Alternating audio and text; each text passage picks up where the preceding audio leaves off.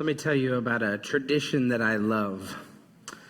My dad, he has 5 brothers, and all 6 of the brothers decided to live very close to each other. One in California, and one in Oregon, and one in Washington, and one in Florida, and one in Delaware. That's how they've lived for years and years and years. It just kind of happened where things left them all over the country. And they decided many years ago that they needed to spend time together, that there was an important time that they needed to have together. And so they made it work. And so all of them, every other year at Christmas time, from the 27th of December through the 1st of January, they would get together. And they started doing this in Oregon for years, and every other year. From 1997 was the first one that they did. And it has happened every other year.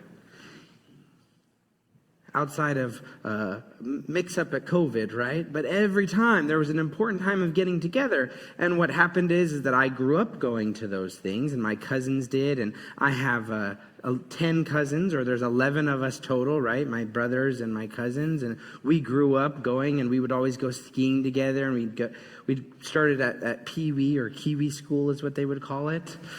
And we grew up in this way. Every other Christmas, I'd have this wonderful time with my family. And as we've gotten older, this past Christmas, what we found is this is the first time that a lot of the cousins have been able to make it in years, because we're all adults.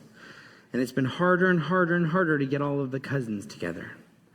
And so my dad and all of his brothers and that generation, they called a meeting and they said, listen, we have 2 questions. One is this important to you? And 2, how do we make it work, if it is, so that you all will be able to come? And so we went around the table, and we had all of these, we have wonderful uncles and aunts and people, and so they organized all of these small groups together and larger groups, and, very well organized family, okay? We've got some organizers in there. And it went around the circle, and we found out that all of the cousins thought it was important. That was the first question. Is this important to you? And the answer for every single one of us was yes. Which is pretty amazing in itself, okay? To move from one generation to another to pass on the values. That is an amazing thing. That's actually what tradition means. Tradition means to pass on. It doesn't mean something you do all the time. It actually means something that you pass on to somebody. That's what tradition means. So that was the first question. And then the second question was, well, what can we do to make this work? And pretty much by and large, every single one of the cousins said, Christmas time is the absolute worst time to try to get together and make it here. And everyone was like, oh, well, that's why you all haven't been coming. And we went, yeah, we know. We haven't been able to make it.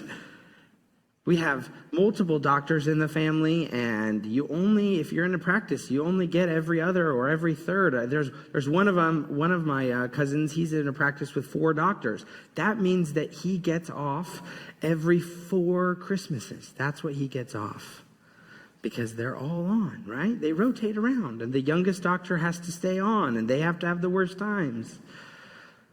So there's all of this discussion, and all of my dad and his brothers were going, oh, well, we're so relieved that you all want to get together. And so we figured out a time. So we're going to start a new tradition. We're going to be doing it in summertime, the end of summer. In 2025 will be the first time that we move this tradition to a new time. But this is something that I love deeply, and I love dearly, and I hold on to it. It's something that I get to see my cousins who I don't get to see very often. People who I grew up with, right? And even though I only saw them every other year, they're my oldest and best friends, right? They're people whom I love, who surround me with their love. So that's a tradition that I love deeply and dearly. I'm going to ask you all, what is a tradition? You don't get as much time to talk, I'm sorry. I'm the one with the microphone. But if you can say in a few words a tradition or something that you love, maybe it's in your family, maybe it's at church, maybe it's in the community, maybe it's in a group that you're a part of. What is something, a tradition that you love? Yes. I do Tuba Christmas every year. Tuba Christmas every year. Several locations. Yeah, you never take a year off. Well, hardly ever. During COVID. During COVID. We don't count COVID, right? That's right. Tuba Christmas, something that you love. Thank you for sharing. Yeah. What else? What else do people love? A tradition that you love. Yes. Being with family. Being with family. Is there a favorite time for that? Anytime that's convenient for them. Anytime that's convenient for them, yes. Kim. Sunday dinner with your grandchildren and your son and wife. In that order. Grandchildren first and then son and wife afterwards. Wonderful.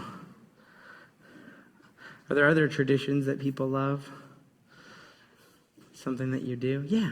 My family gathers on Memorial Day weekend every year in Indiana. Every year, Memorial Day weekend in Indiana. Awesome. That's when your family gets together. Yeah.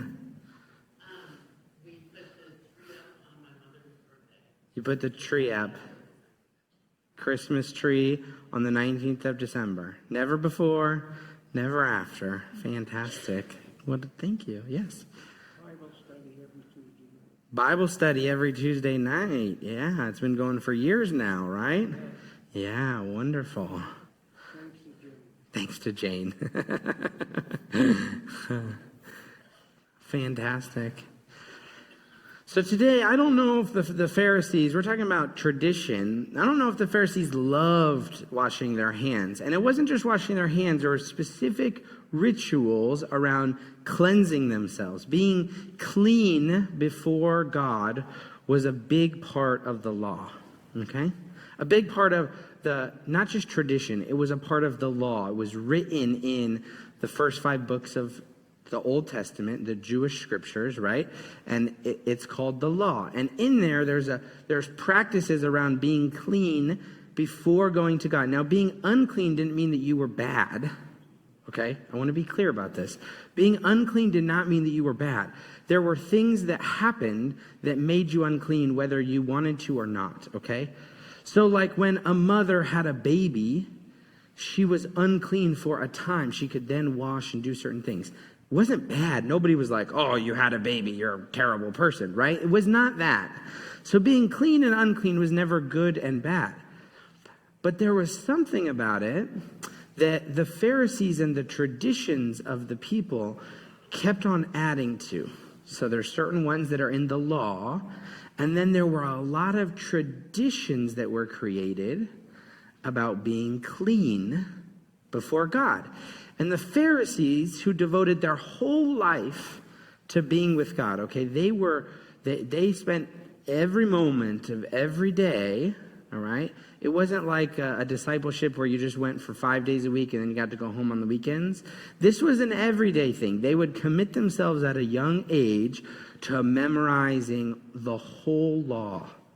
You could ask them, what was Deuteronomy 8:12? And they wouldn't know the numbers because we added those later, but they would be able to tell you what Deuteronomy 8:12 said or any other scripture in the law. They had to memorize and know the whole thing. They had to know all of the traditions. They had to know so much information. And there was all sorts of traditions that had happened from the time, right? Even in Jesus' time, the scriptures were ancient, okay? The law was ancient at that time. So there was all sorts of traditions like washing your hands in a specific way before you ate meals, okay? It wasn't just soap and water and singing the ABCs, which is what we tell our kids, okay? You've got to do it for 20 seconds, which is about as long as you can sing the ABCs. That's what we're teaching our littles right now, okay? So it was traditions. And Jesus, there's the Pharisees, and they are asking Jesus, who's not a Pharisee, but who's also a teacher.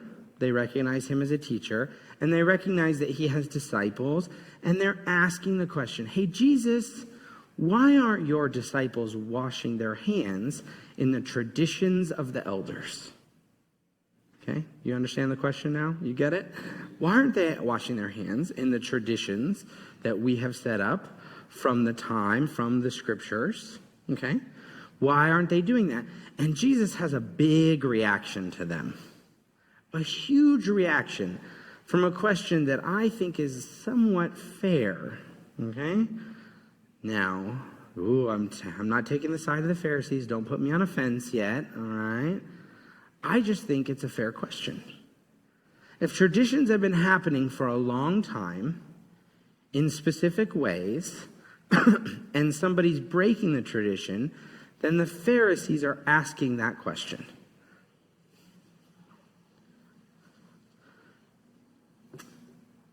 In verse 3, for the Pharisees and all the Jews, it says, do not eat unless they wash their hands, thus observing the tradition of the elders. Verse 4, and they do not eat anything from the market unless they wash. And there are also many other traditions that they observe, the washing of cups and pots and bronze kettles and even beds.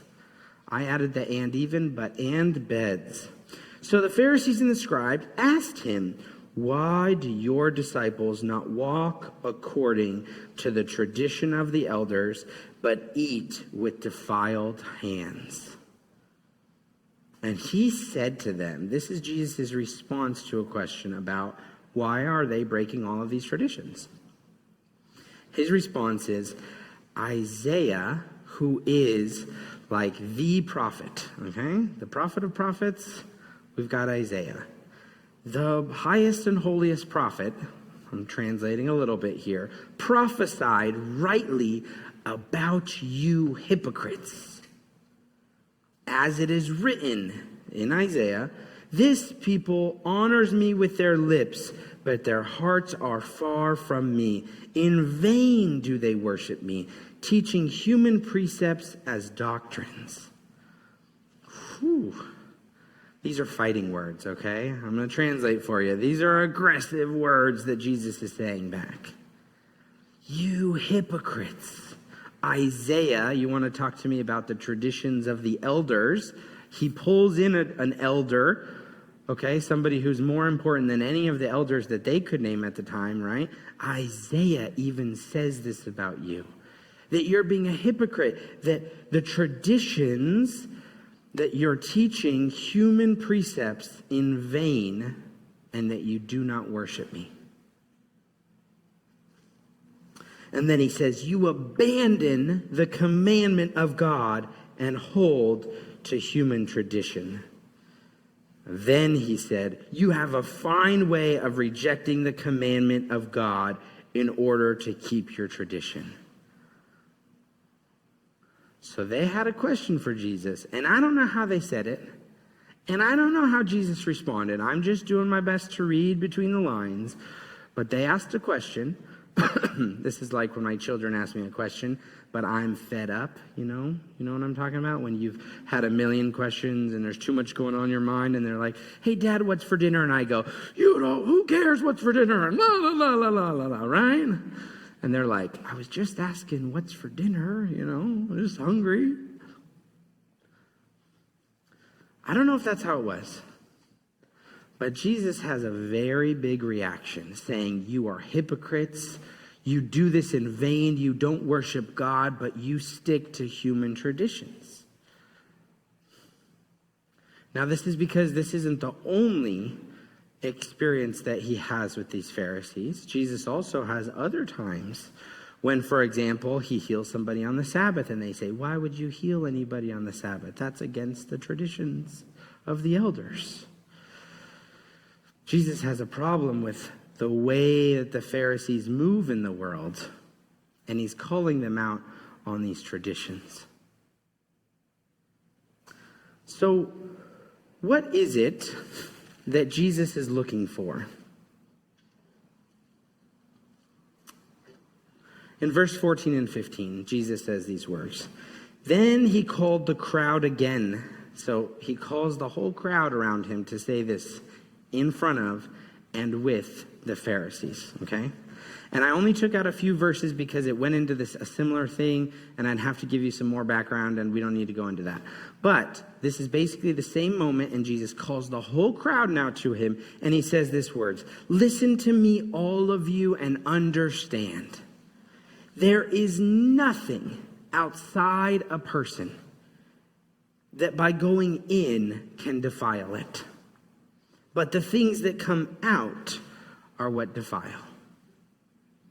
There's nothing that you can put into a person to defile a person or make them, not unclean is not the right word, because they don't use the word unclean here. They say defile, like something is wrong with his disciples, because they are now wrong, defiled. They were in order, and now they're out of order with God, okay? Defiled. But Jesus says it's nothing that goes in, it's what comes out of a person that will defile them. So here's my question. What is it that comes out of us? You see, when we have things like traditions, there are certain things that are no-brainers anymore. From long before I could remember, my family, every other Christmas from the 27th through the 1st of January, was somewhere together in the mountains skiing. So when you ask me, hey, what are you doing in 2024, right, for Christmas, or 2025 at Christmas time, I would go, oh, I know what I'm doing at Christmas time. I already have something there. It's built into who I am. It's something that I'm going to do no matter what. It's a tradition of mine. It's something that I hold on to. It's something that I care about. It's something that I will do. It's something that I do. And it came from a tradition of mine. And the Pharisees had the same thing in them. Hey, this is something that we do. This is what we do when we eat. This is what we do when we go to the market. This is what we do before we drink from copper cups and before we sleep in beds. This is what we do. This is a tradition that we hold. This is something that comes from us. But Jesus has a problem with that. So, I'm not saying that Jesus is against tradition, but I am saying that Jesus has a big, big problem with people who do traditions without knowing why they do the tradition in the first place. Especially if it's... I'm not going to give us the answer yet. What is this tradition that the Pharisees are doing? Who is it affecting? That's my question. Who is this affecting? Who's outside of this tradition? Let's put it that way. The Pharisees are washing their hands every time before they eat. Every time they go to the market. Every time they sleep in a bed. Every time they have all of these kinds of things. And Jesus has a big, big, big problem with it. Because the Pharisees have kept people out. The tradition shows who is a Pharisee and who is not a Pharisee. Now, it says in there that all the Jews also do these traditions of washing their hands, but I would push back a little bit on that. So, church, what are traditions that we do? What are some things that we do? I'll tell you one. We dress up on Sunday mornings. Yeah? A little bit? My wife today, she was pointing at, I was like, oh, I'm going to wear my white shirt again. I'm still finding all of my colored shirts, okay? So you see me in white a lot. And she's like, you have all those polos in the closet. And I went, haven't worn a polo to church in so many years. Oh, it's a tradition of mine that I dress up as the pastor for church. Is that a good tradition? Thumbs up if you think dressing up for church is a good tradition. Thumbs down if you don't. It's okay. Share your opinion. No right or wrong answer here. Some generations believe that dressing up shows honor to one another. Can I get an amen? Yeah? When you went to work, you would dress up because that was a place of work. When you went to honor somebody, you would dress up nicely. If the president were coming, we might wear suits. I might wear a suit if the president was showing up. Well, why would I do that? Because there was something about honoring the person who showed up. And in churches, this became a big thing. This was a part of church culture and tradition, that you would dress in a certain way so that when you came to worship God, you would be honoring God and one another. Does that make sense? The problem with that is that it kept out the people who didn't have nice clothes to wear. And I would say that that was an accident, but in the church history, I would say that that's most likely on purpose. Because there were certain people who were welcomed into church, and there were certain people who were not welcomed into church. The traditions of the church. Does that make a little sense? I'm getting some funny looks around here. The traditions are something that we love, that we hold on to. But they're meant to be passed on. They're meant to be handed on. That's where the word comes from. We now use the word tradition as though something we do all the time. It's just something that we do, something that we love, something that we hold on to. And Jesus' command today, Jesus' push is this, is that when we hold on to the things we love, sometimes we forget that what we give is more important than what we hold. Sometimes we forget that what we give is more important than what we hold. And I'll say these words like Jesus did. It's not what goes into the body that defiles. It's what comes out of the person that defiles. Does that make sense? What are the things that we hold? What are the things that we hold in our hearts? What are the things that we hold in our minds? What are the things that we think are important? That we think they're so important that we will build our life around. Like, for example, I think it's important for me and my family to get together. And so I build a tradition into my life and I hold on to that tradition. And then that means that every other year, it used to be at Christmas, it won't be anymore, that I would go and spend time with my family. Now, there's nothing wrong with that. There's nothing wrong with that idea of my family is important to me and so it is what I hold. The problem becomes when what I think I'm holding is more important than what I am doing for the world. The Pharisees held on to their traditions and would say things like, this is a tradition of they wouldn't say church, but this is a tradition of the elders. This is important for us to do. And Jesus would say, what about the poor person who's sitting over there, who's not allowed to eat with us? Well, it's a tradition that we can't eat with those who are defiled. And then Jesus would tell a story about the Good Samaritan, where there was a priest and there was a Levi who was walking on the side of the road, and there was somebody who was beaten and bloodied. And if the priest went and helped up that person, guess what would happen? They would have touched somebody who was bleeding, and so they would be unclean.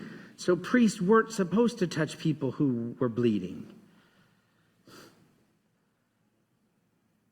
And Jesus would say, but there's somebody bleeding. And sometimes when we build our life, even with good intention, even with the right intention, even with the best possible heart towards the world, we build our lives with things that we hold on to. And sometimes we forget that it's not what we hold on to that's important. It's what we give back into the world that is what's important.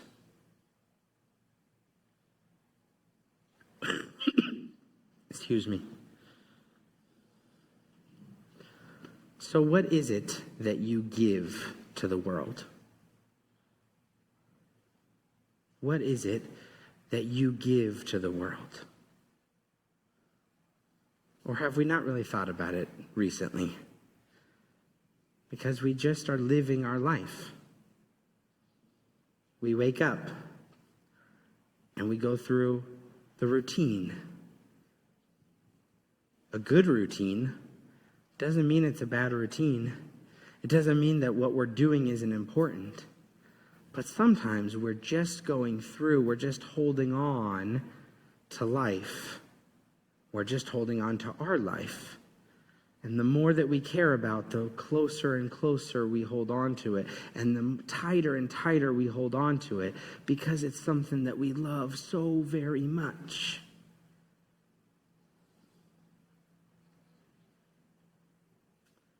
My kids, I love more than anything. And if I hold on to them so tightly, and then they ask me what's for dinner, and I'm holding on so tight, and I explode at them, I held on to them, but what I gave them wasn't what they needed.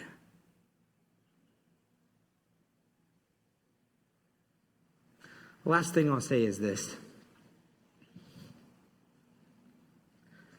Our beliefs drive our action. Okay? Everything that we do comes from a belief inside of us.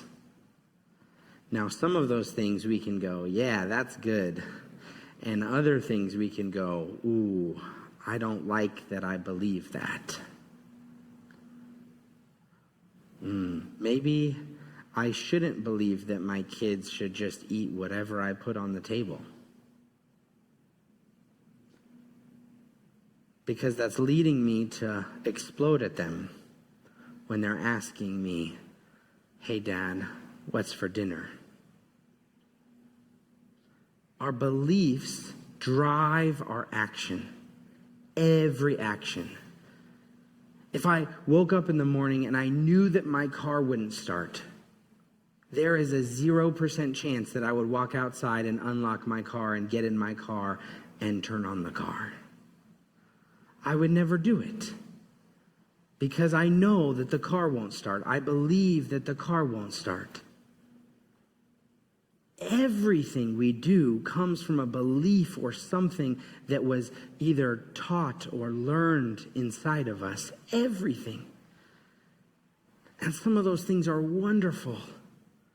Some of those things lead to beautiful things in our life and beautiful traditions and things that we hold. And some of those things are a little scary, and some of the things that we probably should work on.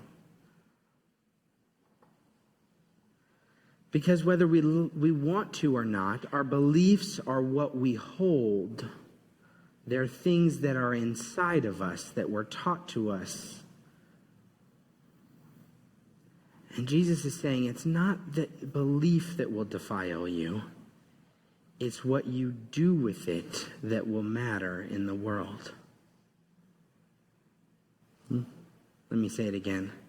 It's not what we hold on to. It's not what goes into the body. It's not that we learned these things in the first place. You know what? Me learning that kids should eat whatever's on the table came from a good place, because it came from my grandparents who didn't have a lot of money and who had 6 teenage boys at one time. Can you imagine?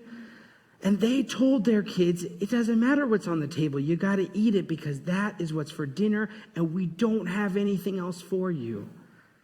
And that was passed down from generation to generation and into me. And that's a fine belief that I can hold, but it's what I do with it that matters. If I use that belief to help my children learn that it's okay that they don't like everything and that sometimes they've got to do things that they don't like, that's okay. If it's a belief that I'm holding that causes me to fight with my children and yell at them and cut them off and tell them to go away before every meal, then there's something wrong. Because what came out of me is what's defiling me. It's not who I want to be. It's not what I want to do with my children. I don't want to yell at my children. But there's a belief that I'm holding that is causing me. So what we believe leads us to what we do. And here's the last thing. God loves us so much that if we truly believed in the love and the grace of God as much as we say we do, that we would be able to, that we should be able to have that love and that grace for one another. God loves us so much. God's love is transformative, is sacrificial, is beyond words, and that love for us can help us lead a life that changes other people's lives. If we truly believed, if we truly internalized God's love for us, then our love for other people will look like God's love. And that is the good news of the gospel.